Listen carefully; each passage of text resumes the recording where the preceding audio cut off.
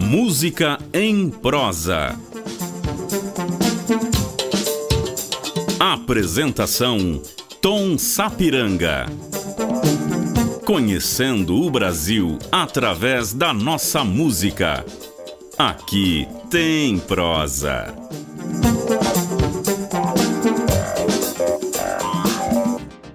Então, meus amigos, estamos aqui mais uma vez com este programa que traz para todos nós nomes bacanas, nomes aí da história da nossa música, onde a gente tem este momento para aprender uma série de coisas com esses mestres que a gente traz aqui. Eu tenho aqui ao meu lado o meu amigo, grande artista que eu admiro já há muitos anos, Papete, este grande pesquisador, grande percussionista desse nosso país. E então, já sigamos aqui, já vou logo para a primeira pergunta aqui com esse meu amigo. Papete, então, meu amigo, eu te pergunto, como é ser, em um momento assim da sua vida, um menino lá do Maranhão e em outro momento andar pelo mundo cantando e tocando com seus instrumentos? Antes de qualquer coisa, Sapiranga, eu queria deixar um grande abraço aqui para todas as pessoas que estão te escutando aqui e dizer que também para mim é uma satisfação poder estar dividindo com todas elas, com você e com todos eles, essas impressões, essas respostas todas, essa minha fala com tudo que diz respeito à minha vida. E respondendo a sua pergunta, como era ser um menino, eu nasci um menino do bucho grande, né? Como a gente sempre fala, com o bucho cheio de lombriga, muito verme, muita bicha, como a gente fala, muita coisa. Eu nasci num sertão do Maranhão, que lá a gente chama de Sembal. O Sembal é o interior do interior, quer dizer, não tem mais interior que esse é o maior que tem. Mas nasci assim na pobreza, muita pobreza mesmo, mas uma pobreza digna, uma pobreza onde eu fui uma criança feliz, andava nu, tomava banho de igarapé, de águas limpas e cristalinas, onde se pescava piabinha, mandizinho, cascudo, piranha, tinha um camarãozinho de água doce também, essa coisa toda. Tinha as nossas criação, como a gente chama, galinha, pato, peru, tinha a roça onde plantava milho, feijão, mandioca, que lá a gente chama de macaxeira, né?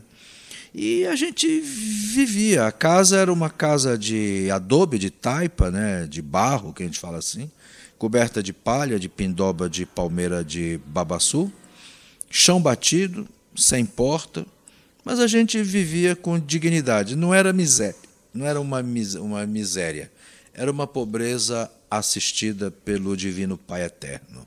E foi isso. E a minha origem é essa, eu não tenho nenhuma vergonha disso, pelo contrário, eu tenho a saudade dela, de tão bom que era, né? Que maravilha, né? Que coisa linda. Eu também fui menino no Nordeste e sei que é uma beleza. Meu amigo, então, diz aqui pra gente, quando é que você se percebeu músico, artista? Quando você decidiu, assim, o espírito mesmo seu, como é que você se percebeu e sentiu que faria isso? Teve um momento específico, assim? Olha, Sapiranga, essa pergunta é muito difícil de ser respondida, porque eu saí lá da minha terra, que era o município de Bacabal, e com 5 anos fui para São Luís, e já desde essa época que eu gostava muito de ficar batucando. É um vício que para algumas pessoas é muito chato, porque tem gente que não entende isso, que eu carrego até hoje. Todo lugar que eu chego eu tenho que estar batucando. Eu tenho que estar tirando um som de alguma coisa. É uma caixa, é um sapato, é uma roupa, é um carro, é uma panela, é uma mesa, eu tenho que estar batucando. Na realidade, eu posso dizer que desde então eu já era músico. Um músico meio incubado, vamos dizer ainda, né? Que não havia se descoberto. A exemplo de outros que seguem esse provérbio, eu como músico eu não tinha saído do meu armário ainda, né? coisa que foi acontecer só depois dos meus 10 anos, quando eu fui estudar no Colégio Marista, e que lá eu participei dos meus primeiros concursos de canto, ganhei 2 e tal, cantando Chove Lá Fora, um grande sucesso de Agostinho dos Santos, na época que a minha mãe ouvia a exaustão, porque ele era o cantor predileto dela, né? A noite está tão fria, chove lá fora, bonita música, e um samba canção da época ali, do final da década de 50, né? E eu me descobri realmente um grande amante da música ouvindo o serviço de alto-falante, que na época era a mídia, né? Fazia divulgação de enterro, velório, aniversário, casamento, batizado, divulgação da mercearia, do bar, do ponto de táxi, de tudo, né? Dava a hora exata, tinha reza, e era uma coisa assim. E tocava já aquelas músicas que me encantavam na época, né? Foi ali que eu conheci grandes cantores como Valdir Soriano, que é o meu ídolo até hoje. É o meu ídolo como cantor, ele é o número 1, the best, vamos dizer assim. E Ângela Maria, na época também, cantando aquelas coisas lindas. O vento me trazia o som desse alto-falante. Assim como trazia também para a janela da cozinha dos fundos lá da nossa casa, que era uma casa muito grande, muito antiga, e trazia também os sons dos tambores da Madre Deus, que é um bairro cultural, um reduto cultural de São Luís, que tem bumba meu boi, tambor de crioula, tambor de mina, mina nagô, mina jeje, essa coisa toda. E eu fui aprendendo, ouvindo aquelas coisas. E fazia batucada nas panelas da cozinha lá de casa. Minha mãe me dava cachuleta, me dava cascudo por causa disso, eu apanhei muito por isso. E daí eu fui descobrindo, fui ficando amigo de muita gente que já cantava, que já tocava. E daí foi um desespero para o meu pai, que não queria ter um filho músico. Como os pais da época, ninguém queria, porque ser músico estava sempre associado a ser vagabundo, a ser boêmio, cachaceiro, mulherengo, viver pela zona, né? Que lá a gente ainda chama de zona, né? Zona em alguns lugares chama de brega, no outro chama de puteiro, no outro chama de, sei lá, tanta coisa que se chama, né? Então, mas eu não descambei para isso aí não. E um dia eu vim para São Paulo com 19 anos. Meu pai ficou sem falar comigo durante 10 anos, aí com 28 anos ele resolveu fazer as pazes comigo, porque ele viu que deu tudo certo e eu estava muito bem, graças a Deus.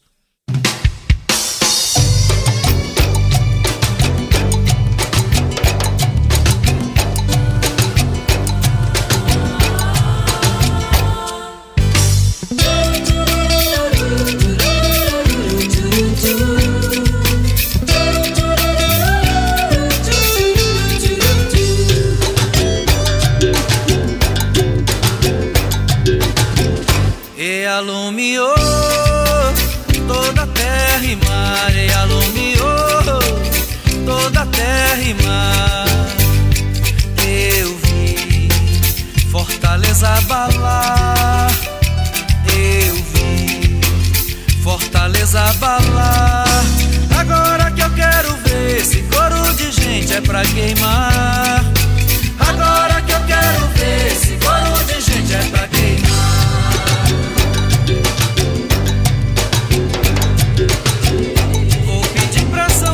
Cosme Damião pra nos ajudar.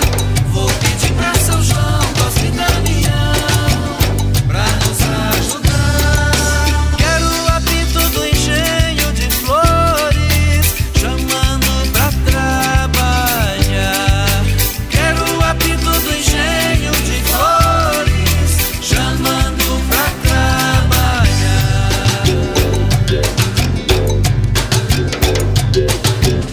E alumiou toda a terra e mar, e alumiou toda a terra e mar.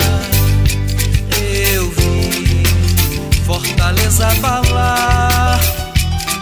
Eu vi Fortaleza abalar. Agora que eu quero ver esse coro de gente é pra queimar. Agora que eu quero ver esse coro de gente é pra queimar.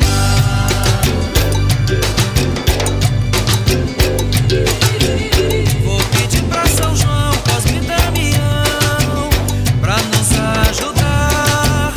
Vou pedir pra São João, Cosme e Damião pra nos ajudar. Quero o apito do engenho de flores chamando pra trabalhar. Quero o apito do engenho de flores chamando pra trabalhar. Quero o apito do engenho de flores chamando pra trabalhar.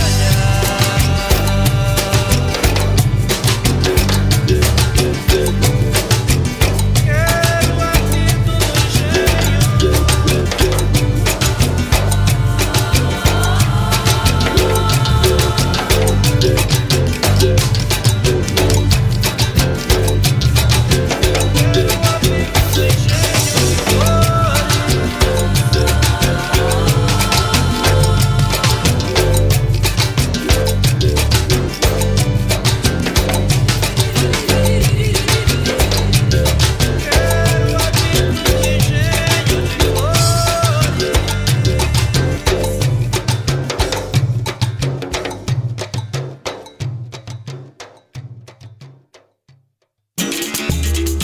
Você está ouvindo programa Música em Prosa. Apresentação Tom Sapiranga. Que maravilha, quanta história, né? Mas e aí, você falou então que aí você veio para São Paulo. E como é que foi? Como é que foi chegar em São Paulo nesse momento? Quais foram assim as pessoas que te abriram algumas portas, que te receberam? Teve alguém assim especial que você cita? Rapaz, quando eu cheguei aqui em São Paulo, em 1968, foi um calvário, foi um martírio muito grande. A cidade, ao mesmo tempo em que é maravilhosa, e eu amo São Paulo de paixão, eu diria que eu não saio de São Paulo nunca mais, a não ser o dia que eu morrer, que eu quero ser enterrado no mesmo cemitériozinho onde minha mãe, que já é falecida, se encontra, Dona Esperança Viana. Faleceu quando eu era criança ainda. Eu quero ser sepultado lá, na mesma terra, no mesmo chão. Mas São Paulo foi uma cidade que primeiro ela me encheu a mão de bolo de palmatória. Eu passei frio, passei fome, passei 3 dias chorando, sabe como diria o Paulo Vanzolini, quando eu vim da minha terra, não sabendo, passei fome, passei frio, passei 3 dias chorando. Sabe coisa assim, a chamada capoeira do Arnaldo, né? Que é a música dele que conta toda a história e tal. É bem a minha história mesmo. Mas depois eu tive a sorte, graças ao bom Deus e a todos os santos e entidades que me assistiram e me ajudaram nessa hora. Minha Nossa Senhora da Conceição, que eu sou devotíssimo dela, amo essa senhora também com muito carinho. Sempre me escondi e me recolhi aos braços dela e ela me acolheu sempre e me acolhe até hoje, com certeza. Fui conhecendo pessoas que foram me levando aqui e acolá. Aí eu fui conhecendo mais outras, fui começando a aprender os primeiros acordes de violão. Fui trabalhar em banco, antes disso eu fui riponga, fazia brinco, vendia, ficava entortando pecinha de metal para fazer artesanato. E aí eu conheci um cara, um publicitário que já faleceu, chamado Noé Sandino, que me trouxe. Um dia ele me viu tocando e falou, rapaz, você é muito bom. Eu já tocava timba, né, que lá na Bahia chama de timbal, aliás, aqui na Bahia, né, digamos assim, chama de timbal, né, que a gente botava embaixo das pernas e ficava tocando com uma vassourinha e tal. E depois a gente vai botando mais um chimbal, mais um prato, mais um elemento e tal, e fica uma pequena percuteria. e ele me levou para fazer um teste no Jogral, que na época era a casa mais importante de música brasileira que tinha aqui. Era o sonho de todo músico. Era como tocar no Carnegie Hall, vamos dizer assim, né? É lindo, uma coisa maravilhosa. E eu fui aceito de cara, lá eu fiquei. Lá eu conheci várias pessoas importantes na minha vida, como Marcos Pereira, que foi o fundador da produtora de discos Marcos Pereira, onde eu trabalhei durante 8 anos como pesquisador. Fui aprender a arte da pesquisa, da consultoria de música.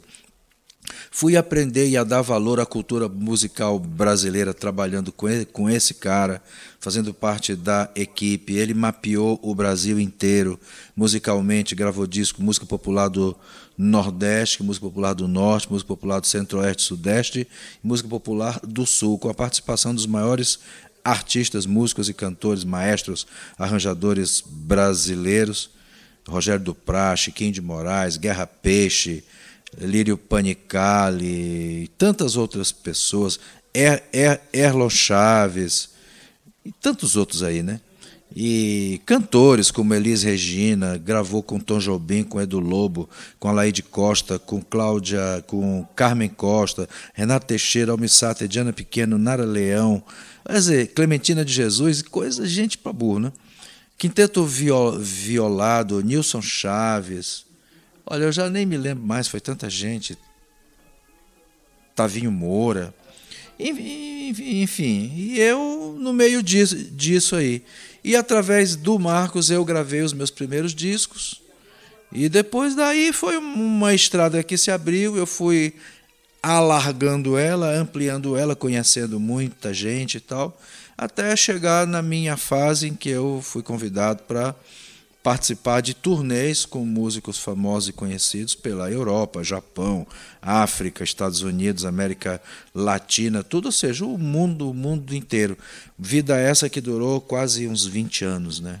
Então é isso aí. A minha vida no início aqui em São Paulo foi isso. Ou seja, a cidade me deu o castigo antes, mas um castigo de alerta. Olha, aqui não é fácil, é difícil. Mas depois ela me abraçou, ela me reconheceu, me identificou, e até hoje eu vivo maravilhosamente bem aqui com a minha arte, com a minha música, com a minha família, com os meus amigos. Dizem que terra boa é aquela onde você constrói a sua casa, faz o seu lar, faz o seu ninho, e onde você consegue fazer a sua própria vida. E São Paulo é isso aí. Então, muitos anos de carreira, muitas histórias, muitos encontros. Nos fala um pouco sobre teu encontro assim com o grande mestre Luiz Gonzaga e sobre também esse trabalho que vocês fizeram recentemente com o Oswaldinho do acordeon, com Socorro Lira, com o Oswaldinho da cuíca, sob regência de Assis Ângelo, né? Direção assim artística do trabalho. Comenta como é que foi assim estar com o Luiz Gonzaga e... Olha, o Gonzagão, eu convivi com ele muitas vezes, ele aparecia nos estúdios de gravação, principalmente quando estava gravando com Dominguinhos, com Oswaldinho, com Sivuca, pessoas com quem eu trabalhei muito, né? César do acordeon também, que era muito amigo dele. E ele aparecia lá, com aquele óculos dele e tal, chapéuzinho branco, né? Ele usava aquele chapéu de couro dele o tempo inteiro, de vaqueiro.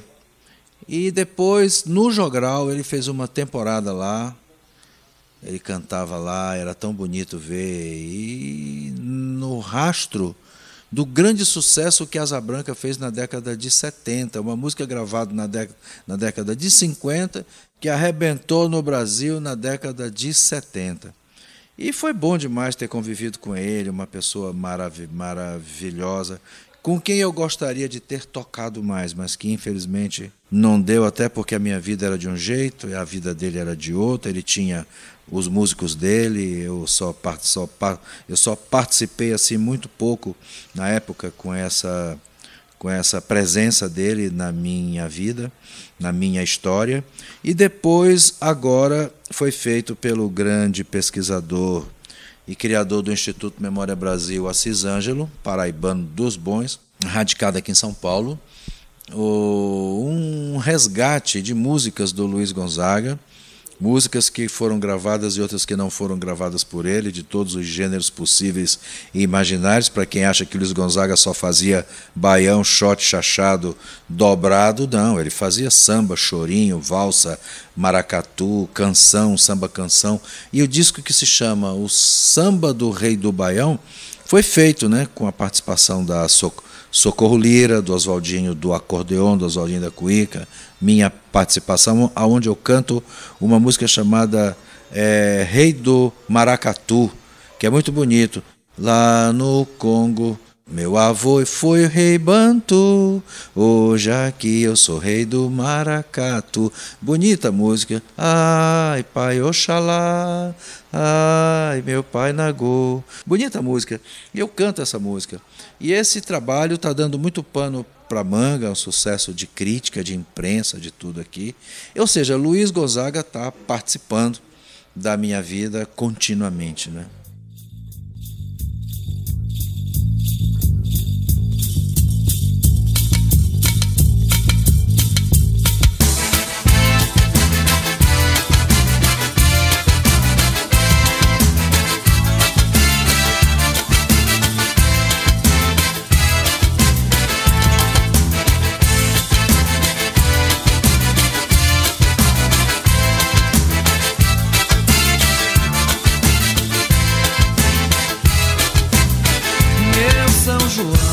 São João, meu São João,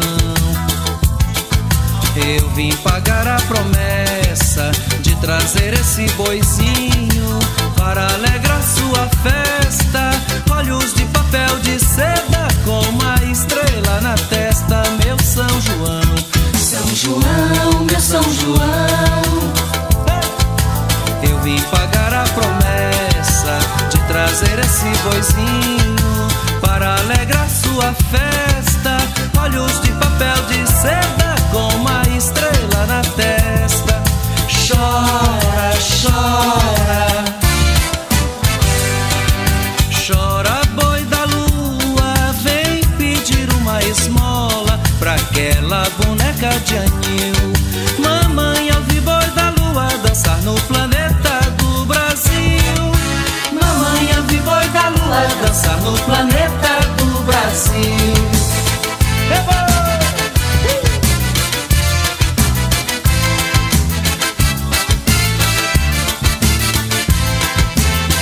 Viva meu boi!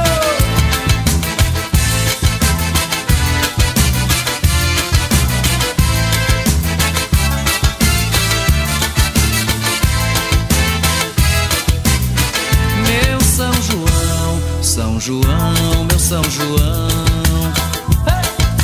eu vim pagar a promessa de trazer esse boizinho para alegrar sua festa.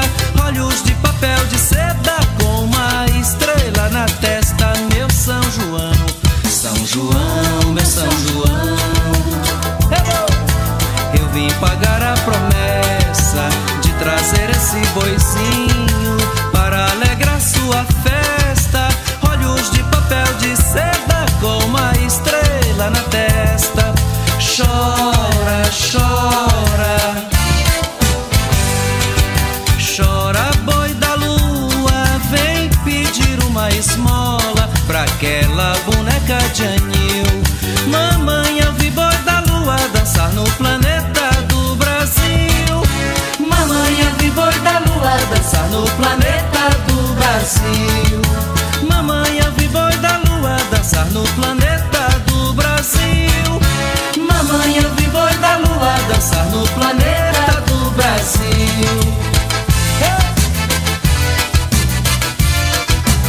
Ai, meu boizinho!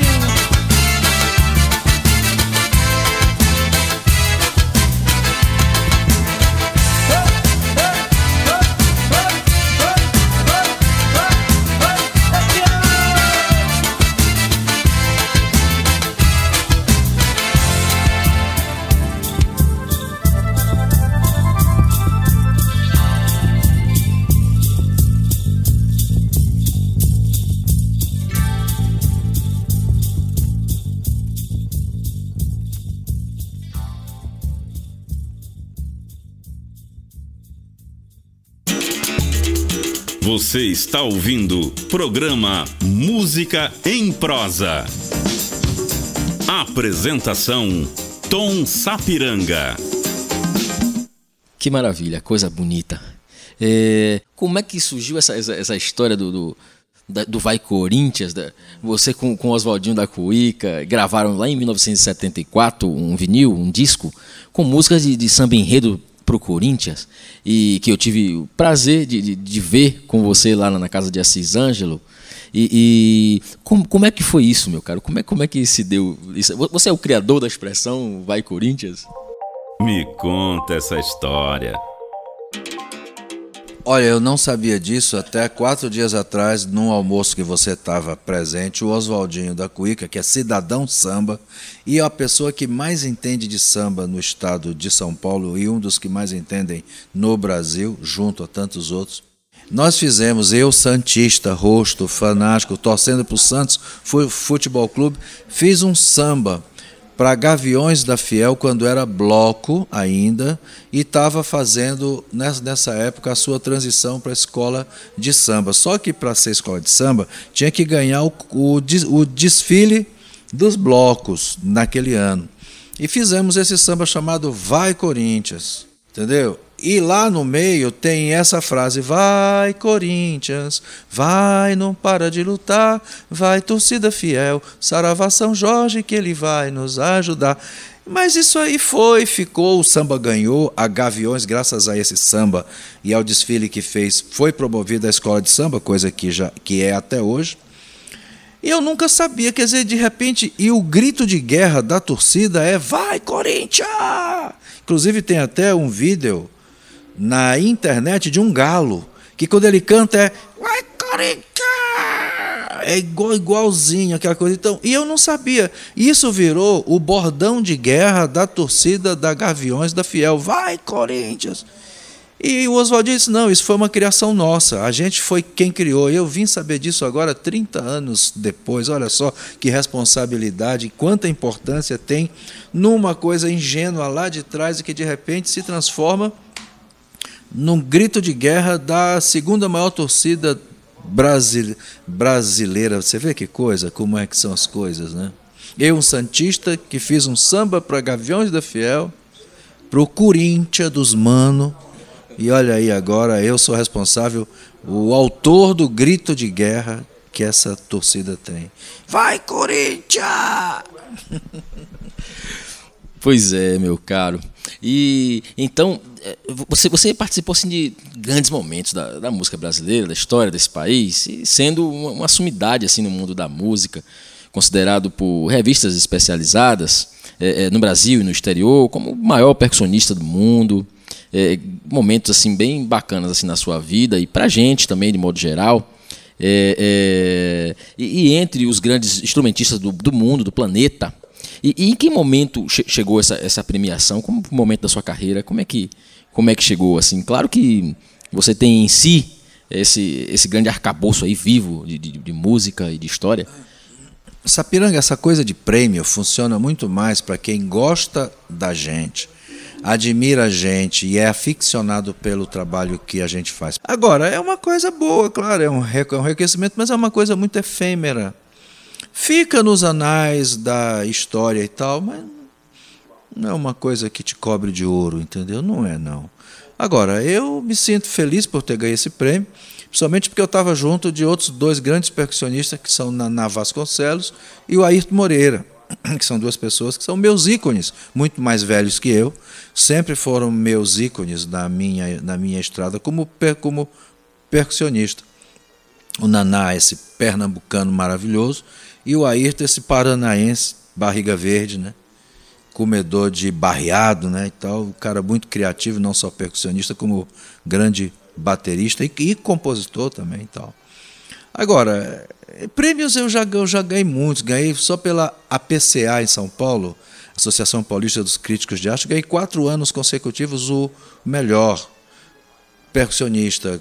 Ganhei pela revista Playboy, melhor percussionista brasileiro também, uma coisa que foi feita pelos maiores críticos, né,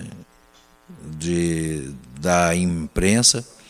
Ganhei na Itália como o melhor percussionista do mundo, depois de gravar um disco chamado Uomini, da cantora Ornella Vanoni, que ganhou Grammy. E eu, como era o percussionista, e era um disco que tinha músicas muito tribais, aquela coisa toda, gravei muito berimbau, muito pio de pássaro, coisas bem exóticas das nossas selvas e tal. Isso colaborou muito, contribuiu muito. Agora, é bom a gente ganhar prêmio, claro, mas como eu sempre digo, prêmio não paga conta.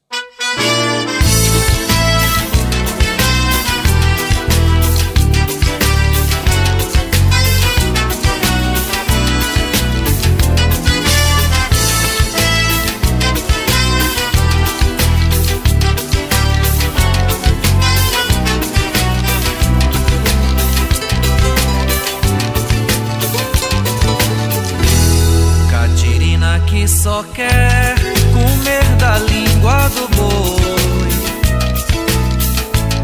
carne seca na janela. Quando alguém olha pra ela, pensa que lhe dão valor. Ai, Catirina, poupa esse boi. Mãe Catirina, poupa esse boi que quer crescer. E lá vai meu boi, prenda da cidade, moça de idade, não pode me acompanhar, que a saudade é traça, estraçalha o coração, e mulher bonita é chave de prisão. Que a saudade é traça, estraçalha o coração, e mulher bonita é chave de prisão.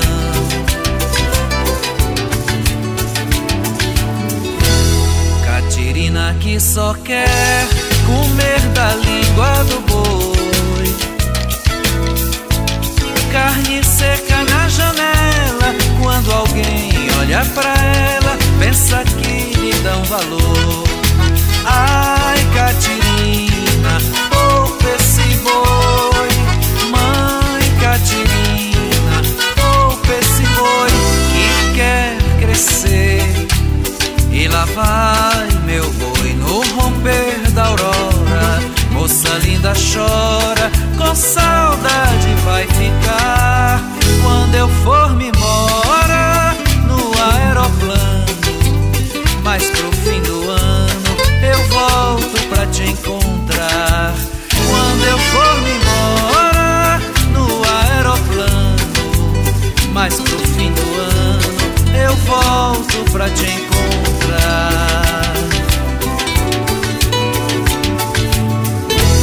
Catirina que só quer comer da língua do boi, carne seca na janela. Quando alguém olha pra ela, pensa que lhe dão valor. Ai, Catirina, poupa esse boi. Mãe Catirina, poupa esse boi que quer crescer. E lá vai meu boi dando adeus pra ela, que fecha a janela, trancando meu coração, que é um boi de pasto, carregando sela, fazendo vergonha pra ela e pra São João. Que é um boi de pasto, carregando sela, fazendo vergonha pra ela e pra São João.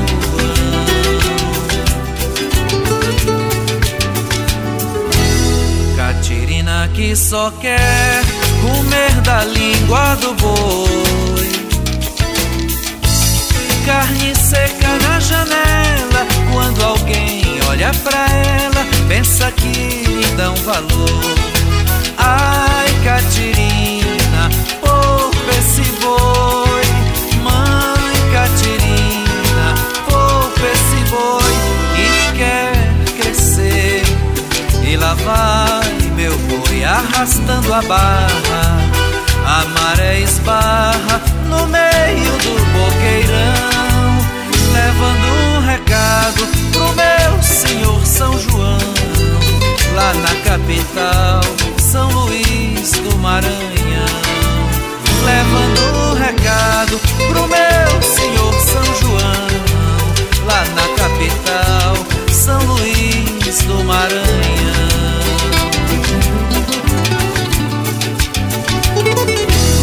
Catirina que só quer comer da língua do boi, carne seca na janela, quando alguém olha pra ela, pensa que lhe dão valor. Você está ouvindo programa Música em Prosa. Apresentação Tom Sapiranga. Então você comentou assim, sobre aqueles momentos lá no Jogral, você ter chegado, foi um lugar que abriu as portas assim para você. E tem alguma história assim específica, alguma coisa assim pitoresca que você pode contar daqueles tantos momentos lá? Muitas histórias eu sei. Tem alguma assim que marcou assim? Me conta essa história. Olha, a coisa que mais marcou, você quer saber de quando eu tocava lá? Então, olha, o que mais marcou com relação ao Jogral é que o Jogral era tão importante na sua trajetória, que durou, se não me engano, uns 20 anos. Era tão importante, mas tão importante, que todo artista estrangeiro, fosse ele de música popular ou de música erudita, que viesse ao Brasil, a São Paulo, era obrigatório dar uma passada no Jogral no fim da noite, entendeu? E dar uma canja lá. Então eu vi um desfile de pessoas maravilhosas se apresentando lá, cujo show, se eu tivesse que comprar o ingresso para assistir, eu não teria como. E lá esse pessoal ia lá, tocava e cantava. Eu vi lá Duke Ellington, Ella Fitzgerald, Sarah Vaughan, Herbie Hancock, John McLaughlin, como é o nome dele? Meu Deus, Chick Corea, Etta James. Eu vi grandes músicos como Ron Carter, Eddie Gomes. Eu vi uma cantora francesa que eu me esqueço o nome agora. Me esqueço o nome dela, que era famosíssima. Não era Edith Piaf, era uma outra que eu me esqueço agora o nome. Charles Aznavour, Gilbert Bécaud. Quer ver quem mais? Músicos como John Carter, Charlie Parker, sabe? Então, veja, Mercedes Souza, Violeta Parra, Ângel Parra, Ariel Ramírez, eu estou falando, Miriam Makeba, que passaram pelo Jogral e que eu ficava, aquela cantora grega chamada, me esqueço, Anna Muscuri, uma cantora italiana chamada Mina, Gigliola Cinquenti, Ornella Vanoni, Sérgio Endrigo, sabe? Tanta gente que ia lá e a gente ficava vendo aquelas pessoas tocando, sentava no piano, que era pianista, normalmente todos eram pianistas, sabe tocar, ou contra um contrabaixo, uma guitarra. George Benson, eu ficava, quando estava começando ainda, eu ficava extasiado. E eu ficava assistindo aquele povo lá. Sabe? Assistindo. E tinha muitos deles que eu tocava com eles. A gente está precisando de uma percussão. Quem é percussionista que chegava lá? Ia eu tocar. Era uma conga, um bongozinho, uma coisa assim. E aí lá. E o gozado é que eu não tenho um registro fotográfico disso. Que merda, né? Nunca foi fotografado. Tivesse um celular na época, já eu tinha esse registro, mas na época, quem é que tinha uma máquina fotográfica naquele momento? Ninguém tinha, né? Que coisa, né? E eram pessoas que faziam aparições assim, de improviso. Ninguém sabia que elas... Olha, acabou de chegar fulano aqui, olha quem é que está aí, não sei o que lá e tal. Era fantástico. E o grande barato do Jogral eram as canjas de fim de noite. 2 horas da madrugada, 2h30, começavam a chegar os grandes músicos brasileiros lá. Edu Lobo, Geraldo Vandré, Chico Buarque, Paulinho da Viola, Gilberto Gil, Caetano Veloso. E os shows que tiveram lá. Olha só para lembrar de alguns. Claudete Soares, Clara Nunes, Paulinho da Viola, Ivan Lins, Gonzaguinha, Lupicínio Rodrigues, Zequete, sabe? Esse povo Cartola. Olha quanta gente que se apresentou lá. Hilton Ascioli. Olha, quer dizer, é coisa assim para você ficar dizendo, nossa, eu participei disso, eu vivi isso. Que coisa maravilhosa, né? A única coisa que foi pitoresca, que eu me lembro, foi que o Jorge Ben, que na época era só Jorge Ben, ele ia no fim da noite, ele chegava 3 da manhã e ficava tocando até 5 horas. E tinha um grupo formado pelos músicos, percussionistas, Nereu Gargalo, Fritz Escovão e Joãozinho Paraíba. Tocavam com ele. E sentava uma mulher bem na frente do palco, cruzava a perna. Naquela época as mulheres usavam mini saia, né? E ele falava, ai, que mocotó. E daí foi criado o trio Mocotó, por causa do joelho que essa mulher tinha, um joelho lindo, sabe? Ah, esse mocotó, que mocotó. E ficou trio Mocotó. O que era pitoresco mesmo era estar convivendo com esse povo todo. Era maravilhoso demais. Papete, você gravou muitos títulos, assim, então 22 discos até então, né? Até hoje. Mas o Bandeira de Aço, ele é um disco assim, chega para mim de uma maneira bem expressiva. Eu adoro esse som, a sonoridade que tem nesse disco. É um disco importante para mim. Esse disco é um disco que a gente nele pode identificar assim o Papete, o artista. Identifica o cara preocupado com a cultura da terra onde ele nasceu. Eu sou maranhense, amo a minha terra. O Maranhão é um estado negro por definição, por natureza, por ancestralidade. E todo estado onde a cultura negra ela se impõe é um estado que tem uma música muito bonita e muito rica. E o Maranhão não foge a essa regra, né? A negritude nossa é muito nobre, como na Bahia, como em Pernambuco, como no Rio, em Minas. Então, é uma cultura rica. E um dia eu me preocupei por que essa cultura, principalmente a música feita pelos compositores locais, não era conhecida. E junto com Marcos Pereira, vamos fazer esse disco? Vamos. Fizemos o disco. Foi um disco que criou muito problema, muita gente na época não entendeu nossa intenção. Teve gente até que achou que a gente estava se apoderando das obras e que na realidade não era uma desinformação muito grande da época. Ninguém entendia nada como é que funcionava esse processo do gravar, da edição, essa coisa toda. Enfim, mas é um disco divisor de águas, onde todo mundo fala, a música maranhense existe antes e depois do Bandeira de Aço. Eu me sinto responsável direto por isso, não sou um criador, eu sou apenas uma criatura. O criador, primeiro é Deus que deu a dádiva ao homem de compor música, de fazer música. E esses compositores que eu gravei, César Teixeira, Sérgio Abib, José Sobrinho, Ronaldo Mota, são os primeiros ícones, os primeiros criadores que fizeram com que a música maranhense tivesse uma notoriedade no Brasil todo.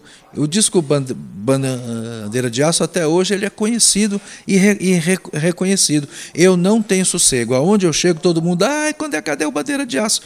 Então, até hoje, no Brasil inteiro, todo mundo lembra desse disco e se ressente de não ter. Então, para que todo mundo tenha, eu estou até avisando, eu estou relançando ele agora em junho, com novos arranjos, com nova roupagem, com os arranjos novos de todas as músicas, para agradar aos ouvidos de boas oiças, aos ouvidos acostumados hoje ao som das FMs, a coisa mais bem produzida, mais sonora, mais gostosa de ser ouvida.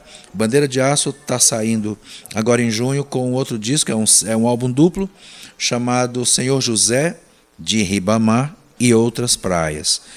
Quem viver, verá e ouvirá. Mamãe, eu tô com uma vontade louca de ver o dia sair pela boca, de ver Maria cair da janela, de ver Marizinha, ai Marizinha. Mamãe, eu tô com uma vontade louca de ver o dia sair pela boca, de ver Maria cair da janela, de ver besouro, ai ai besouro. E ela nem se parece com Neuzinho Chico Soldado, que na subida da bandeira pensou que tava no mundo e era fundo de quintal. Que na subida da bandeira pensou que tava no mundo e era fundo de quintal. Bandeira de aço, bandeira de aço, bandeira de aço, bandeira de aço,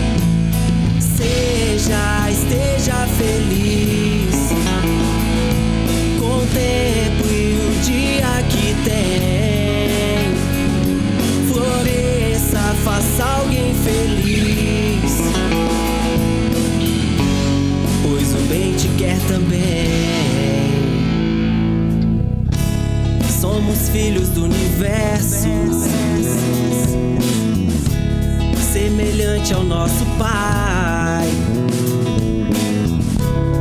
Estamos de passagem numa breve estadia. Aproveite o seu momento,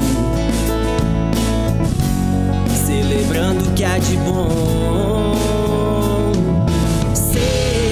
Esteja feliz, contemple o dia que tem. Floresça, faça alguém feliz, pois o bem te quer também.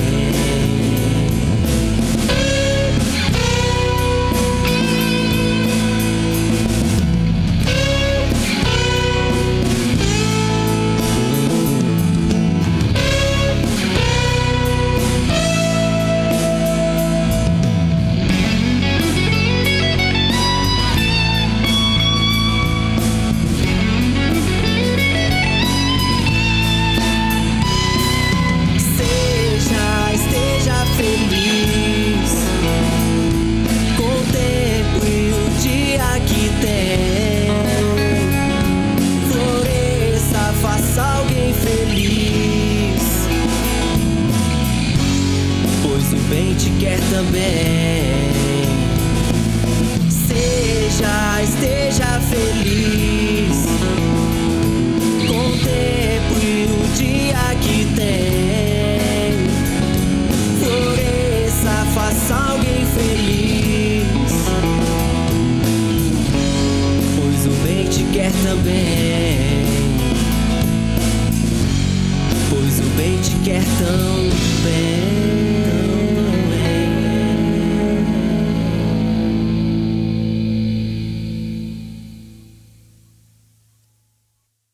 E você ouviu com Franklin Queiroz, Esteja Feliz. Você está ouvindo programa Música em Prosa. Apresentação Tom Sapiranga. Nós estamos nesse nosso grande país, Brasil. Meus amigos, então é uma alegria imensa aqui estar podendo falar, ouvir aqui, Papete, as histórias.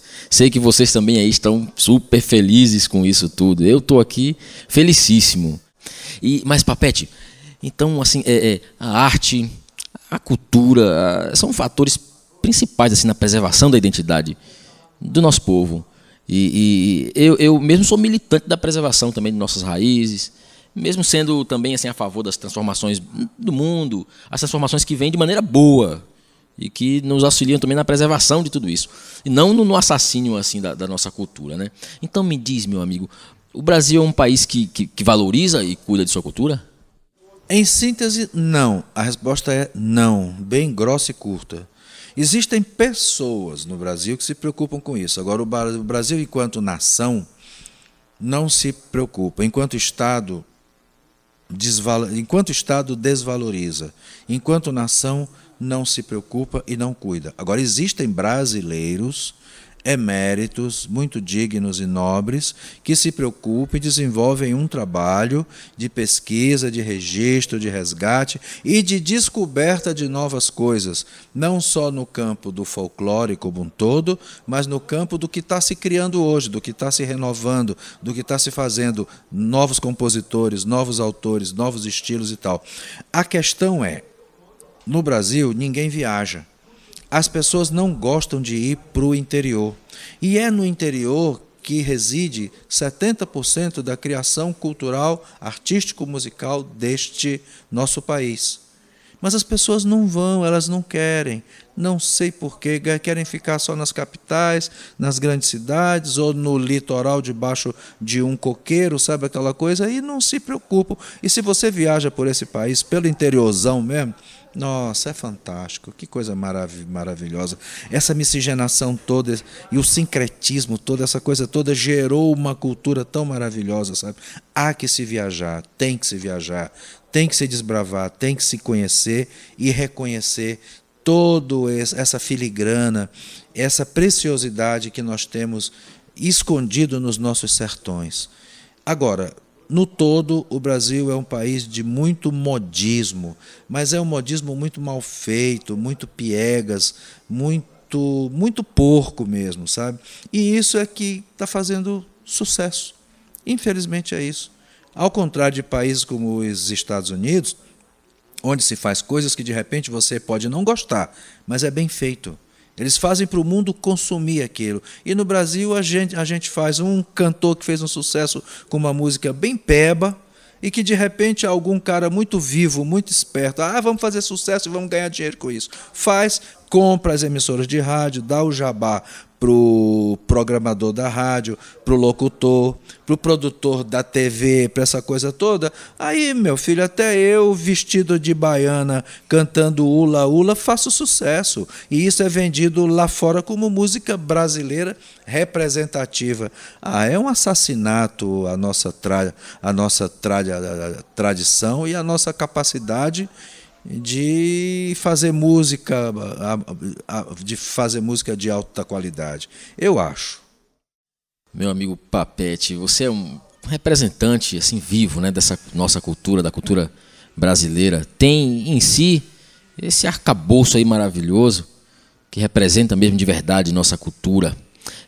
Me diz, meu amigo, a arte, como é que é? Assim, a arte deve ir para as escolas de maneira mais real, verdadeira? Quais as maneiras cita algumas maneiras assim que pode auxiliar para transformar um pouco esse país através da educação? Como é que a gente pode fazer isso? Sapiranga, quando eu estava no 5º ano primário no Colégio Marista, na primeira e na segunda série de ginásio, a gente tinha aula de música, tinha canto orfeônico, e a gente tinha que cantar o hino nacional uma vez por semana com hasteamento à bandeira no pátio do colégio. Quando não era isso, a gente tinha que ir à missa todo sábado na capela do colégio e cantar aqueles hinos belos que se cantava para Maria, para Nossa Senhora principalmente. Eu sou católico, sou batizado, não sou um beato, nem sou um fanático, mas eu tenho muito respeito pela minha religião. Sou sincretizado, acredito muito na religiosidade afro-brasileira, principalmente. Tenho os meus orixás, tenho os meus santos. Agora, eu acho que a música deveria ser ensinada na escola. E junto com a música, ter uma matéria chamada Cultura Popular Brasileira, desde o fundamental, que você tivesse pelo menos, desde o 1º, 2º, 3º, até o 4º ano fundamental, aula de cultura popular brasileira, não aula de música, cultura popular como um todo. Porque as crianças elas não são educadas para ter esse conhecimento, elas não têm acesso a isso. Então, veja bem, existem coisas que são feitas aí que falam...